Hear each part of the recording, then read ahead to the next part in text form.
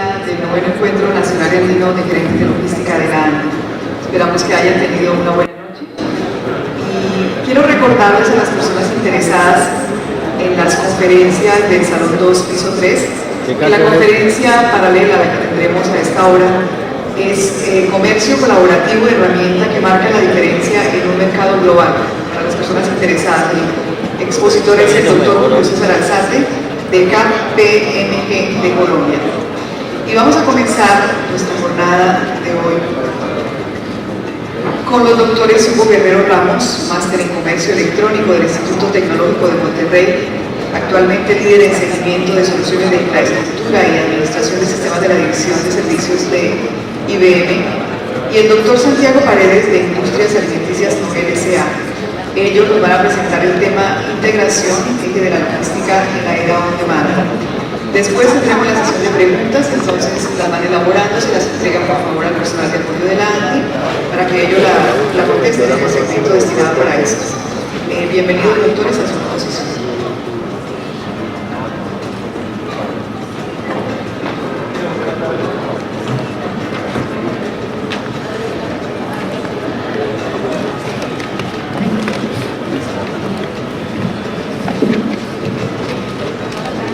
No lo cambié hoy. Bueno. Él va a dar una presentación. Bueno. Buenos días. Muchas gracias por su asistencia el día de hoy.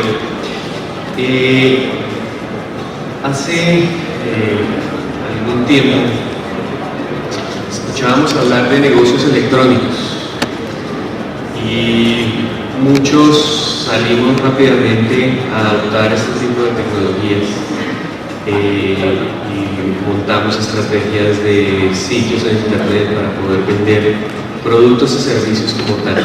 En muchos casos se vio que el efecto real no era tanto como decía la publicidad. Decíamos, la tecnología no sirvió, pero fue lo que pasó. Veo como mensaje principal en este encuentro la colaboración, y es realmente lo que pasó detrás de esto.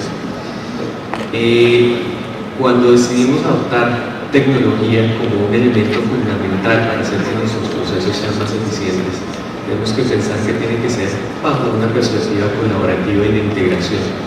Porque si yo pienso, por ejemplo, en el caso de una institución financiera, que con haber puesto las transacciones a disposición de los usuarios era suficiente, estoy olvidando que un usuario de un banco, por ejemplo, no está interrelacionándose con el banco solamente por hacer transacciones, sino porque su interés es hacer negocios, y los negocios no se hacen por consultar el saldo o transferir los fondos. Debo buscar la manera de tener un ambiente colaborativo entre el usuario final y los procesos internos de la organización.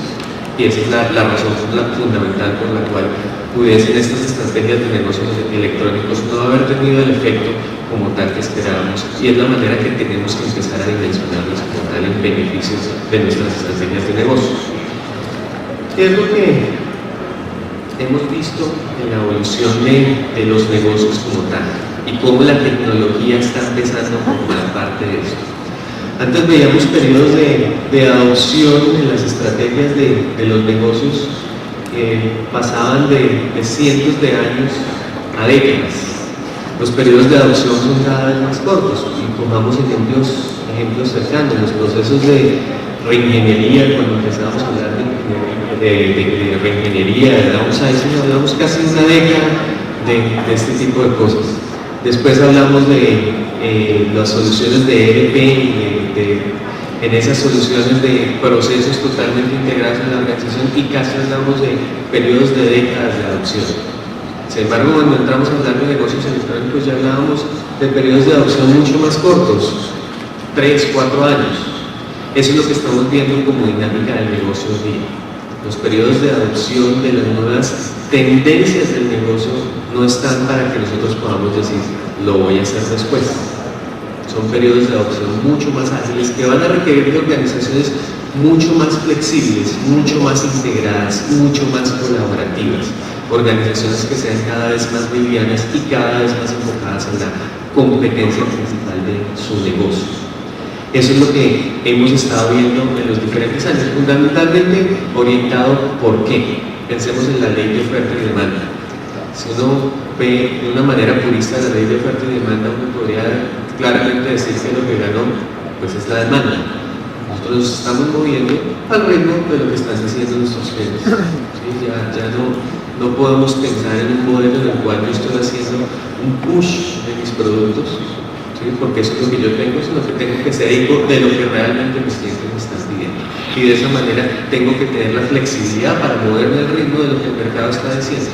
Y eso es lo que estamos viendo como tal, no es una proyección de lo que vaya a venir, sino de lo que realmente está sucediendo. En ese escenario, ¿qué es la primera lección que podría uno tomar alrededor de esto, de las compañías que realmente están siendo exitosas en sus nichos de negocios? Primero que todo, se está viendo que hay una integración a través de todas las áreas funcionales de su negocio. Y esa integración va de principio a fin. ¿Cómo lo están logrando? Están pasando de lo que llamaríamos un modelo tradicional. Ese modelo tradicional es: yo invierto de una manera fuerte en una infraestructura que me permite soportar mi negocio para tener unos procesos productivos y hacer un proceso de venta y mercadeo. ¿Sí? Es un proceso, digamos que muy orientado a lo que mencionábamos antes, muy push. Voy a producir lo que yo tengo, voy a presionar al mercado de que compren lo que yo estoy en capacidad de producir. Si vemos esto orientado, por ejemplo, a lo que ha visto uno con las entidades financieras. Las entidades financieras antes se esforzaban por tener unas redes de sucursales muy grandes, presencia en todos los distritos, redes de cajeros propias, diferentes canales de distribución, una infraestructura muy poderosa.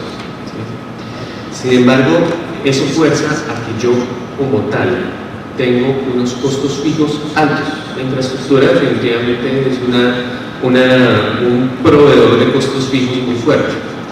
Si yo quiero realmente entrar a un modelo mucho más competitivo, debería pensar en un modelo que me permita ser más flexible. Y lo que se está viendo hoy día son modelos de lo que llamaríamos el metacapitalismo. ¿Qué es el metacapitalismo? Yo no voy a invertir en infraestructura, lo que voy a invertir es en mi diferenciador de negocio. Mi diferenciador de negocio va a estar dado por entender mucho mejor el mercado, invertir más en entender el mercado que en entender cuál es la infraestructura en la cual me voy a soportar. Entonces lo que se está viendo ahora es que las inversiones en infraestructura tienden a ser menores, tratando de delegar en terceros actividades que como tal son necesarias pero no generan diferenciación. De tal manera que yo voy a disminuir los costos fijos, los voy a volver variables dependiendo del desempeño del negocio. Y voy a poder enfocar mis gastos de producción en términos no de hacer que mi infraestructura sea vendible, sino más de poder responder a la demanda que el mercado me está mostrando. ¿Cuál es la varita mágica para que esto realmente funcione? Tener una cadena de valor totalmente integrada y colaborativa.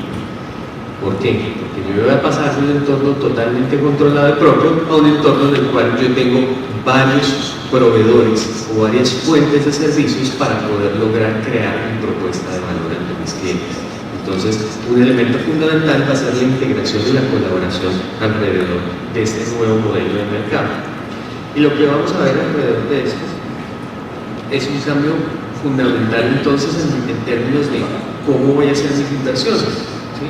Por un lado, en el capital físico, pues voy a tener unas inversiones mucho menores, van a ser unos costos variables, ya no unos costos fijos. El capital de trabajo tampoco ya va a pasar a ser un elemento fundamental para diferenciación de lo que es mi negocio, sino como elemento real y fundamental que va a hacer que las compañías sobrevivan y sean diferentes, va a ser la inversión en su capital humano y en el capital de la marca. Y veamos un ejemplo muy característico de esto. Las firmas que producen hoy día artículos deportivos, ellos como tal no tienen fábricas. De hecho, lo que ellos venden es la marca. Fabrican en países del tercer mundo, los llevan a sus centros de distribución, le ponen la marca Y eso es lo que venden es marca. El capital como tal está en la marca y en su capacidad de integrar todo esto, de manejar la logística de integración que hay detrás de todo esto y tener un capital humano muy fuerte de gente que conoce cómo vamos a estructurar el negocio.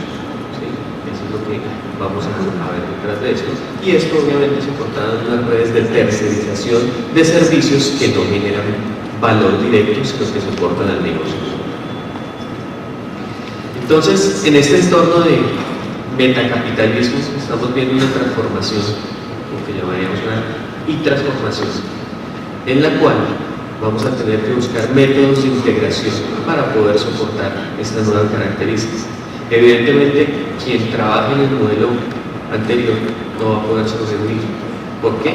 Porque va a estar dependiendo de unos costos fijos que, dependiendo de las fluctuaciones del mercado, rápidamente lo van a sacar del mercado, porque va a tener unas dependencias que como tal no son adecuadas.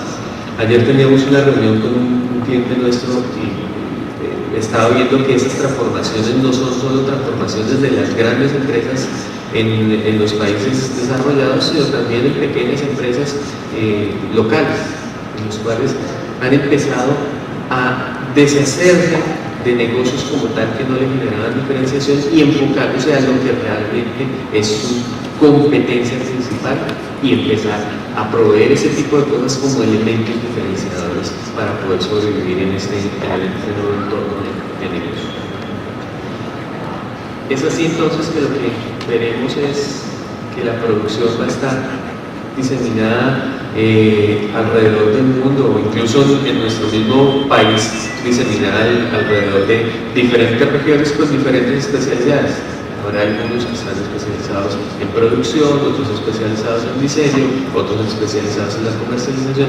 Lo que yo tengo que buscar es cómo voy a integrar todo eso y cómo voy a lograr beneficio detrás de todo este proceso. ¿Qué es lo que entonces estamos viendo como tendencia? Conceptos de hubs de integración, donde yo tengo entornos donde de alguna manera tengo que buscar que estos procesos en los cuales yo me estoy deshaciendo de actividades que no me generan valor, que necesito volverlas en modelos de costos variables, me permitan integrar las diferentes actividades que tenía todo el proceso de producción y de distribución, de tal manera que para el cliente esto sea totalmente transparente. Entonces, estos hubs de integración lo que van a buscar es dar las facilidades para que todos los elementos que me permitían la creación de valor estén trabajando colaborativamente alrededor de un objetivo común y particular, y es que lleguemos con una propuesta de valor adecuada al cliente. ¿Sí? Eso es lo que como tal estamos viendo de tendencia alrededor de este tipo de procesos. Veamos un ejemplo entonces, por ejemplo en la industria automotriz, cómo se ha ido dando esta evolución. Antes veíamos que hacia los inicios de siglo, hasta los años 50, todos los fabricantes de automóviles hacían todo, ¿sí? Todo. Ellos fabricaban tenían sus propias plantas para fundir el acero, llevaban toda la producción de la madera que se utilizaba para poner en los terminados finales de los automóviles, como decía una frase, cualquier color con tal de que sea negro, todo eso era parte de su cadena productiva. Hacia los años 70 se hizo dentro de la misma compañía se crearon divisiones. Entonces había la división de autopartes, pero era perteneciente a Ford, no era de un tercero. ¿Sí? Se mantenía todo alrededor de un mismo negocio. Después lo que se hizo fue una separación de negocios.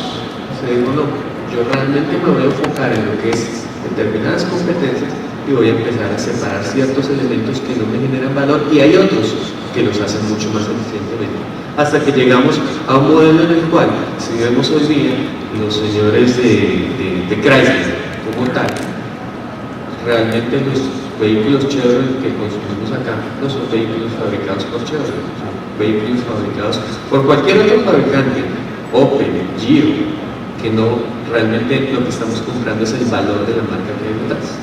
¿Sí? Esa es la transformación que estamos viendo. ¿Qué implica todo esto? un peso muy fuerte en la logística de integración, en los procesos de distribución, porque ya hay muchos jugadores que debo estar integrando. Ya no tengo todo controlado, ¿sí? En ese escenario, ¿qué es lo que estamos viendo que nos está facilitando esto? Por un lado, hay una serie de presiones alrededor del negocio que están haciendo que los negocios cambien. Nuevas regulaciones, apertura en las leyes de comercio internacional, mejores sistemas de integración entre compañías. Pero por otro lado, también estamos viendo una evolución de conceptos tecnológicos. Y aquí debemos entender qué es lo que está pasando con la tecnología. Antes, ¿cómo veía uno la tecnología? La tecnología era un soporte al negocio. Yo tenía mis áreas de negocio que interactuaban directamente con los clientes y hacían soportes, por ejemplo, soporte contable. Estoy hablando de antes de los años 70. Lo que vino después es que la tecnología pasó a intermediar la relación entre las áreas de negocio y otras áreas. Esto poco a poco ha ido evolucionando y hoy vemos la tecnología totalmente compenetrada en los procesos de negocio. ¿Sí? Y vemos, por ejemplo, ejemplos de lo que se debe venir en pocos años, y esto ya es futuro inmediato, que yo pueda hacer tracking de mis productos desde el momento en que yo los produzco hasta el momento que llega al consumidor final. Eso era antes imposible, ahora es totalmente viable. Antes yo perdía la información de mi producto desde el momento que se le entregaba al siguiente miembro de la cadena de abastecimiento, ¿sí? Hoy día yo podría tener esa información de principio a fin.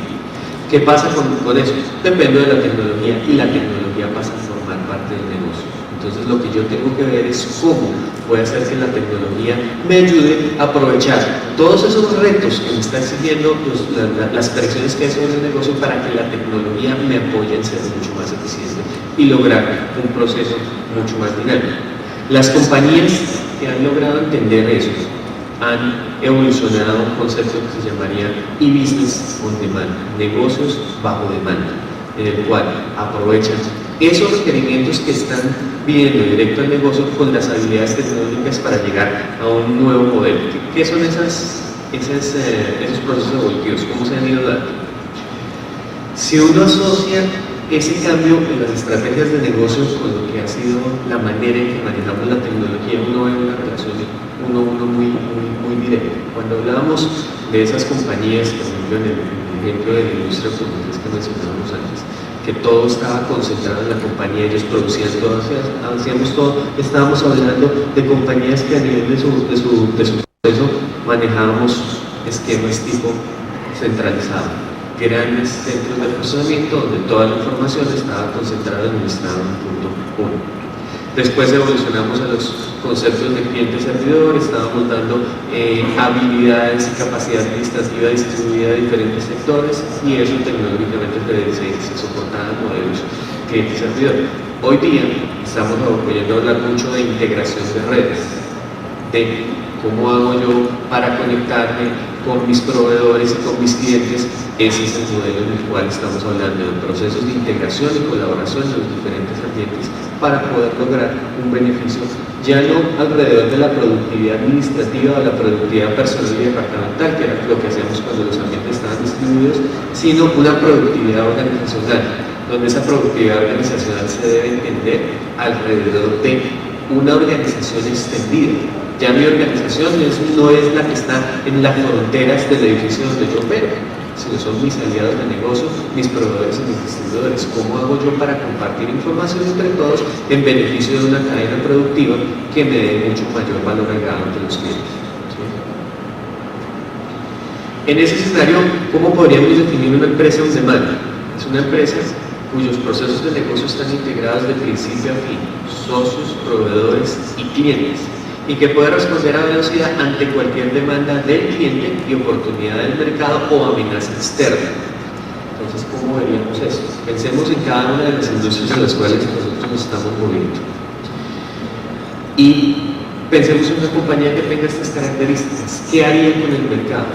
¿Qué haría una compañía, por ejemplo, que pudiese en tiempo real, es decir, Hoy día tengo una capacidad para soportar la producción para 1000 clientes, pero resulta que por alguna razón,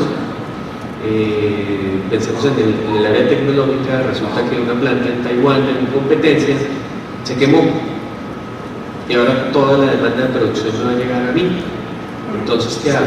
Digo, yo no tengo capacidad de producción, entonces el mercado que me espere, o más bien yo estoy en capacidad en tiempo real, trasladar capacidades, trasladar cargas, trasladar capacidades logísticas para que en tiempo real yo pueda responder a esta nueva demanda. ¿Sí? Y ese es el concepto bajo el cual las organizaciones que podrían definirse que trabajan bajo modelos on demand operan en ti. Para lograr esto, hay 3 elementos fundamentales que se deben tener en cuenta y como verán, en estos elementos todos los procesos de logística y distribución están de una u otra manera atados y afectados. Por un lado, debo diseñar de una nueva manera el negocio. El negocio ya no se debe pensar como lo pensábamos antes, tiene que tener un nuevo modelo de negocio con unas características muy particulares. El ambiente computacional que lo soporte también debe ser diferente. Y esto me va a llevar a que voy a utilizar nuevos modelos financieros y de utilización de los recursos. ¿Sí? ¿Por qué? Porque estamos pasando de modelos de costos fijos a modelos de costos variables. ¿Qué características entonces tiene el nuevo diseño del negocio? Un negocio on demand, ¿qué características tiene? Primero, puede responder en tiempo real. ¿Sí? Ante los cambios que suceden, está en capacidad de reaccionar de manera inmediata. Maneja sus costos de manera eficiente, es decir, ha reducido todas las posibles fricciones que haya en medio de su cadena de abastecimiento y de su cadena de distribución. Son organizaciones mucho más enfocadas, se dedican a hacer lo que saben hacer, no ponen fricción dentro de su cadena, haciendo cosas que no son de su competencia. Y son, esta palabra no muy común, son resilientes o resistentes y flexibles. El mejor ejemplo de esto es una bolita antiestrés. Una bola antiestrés es una presión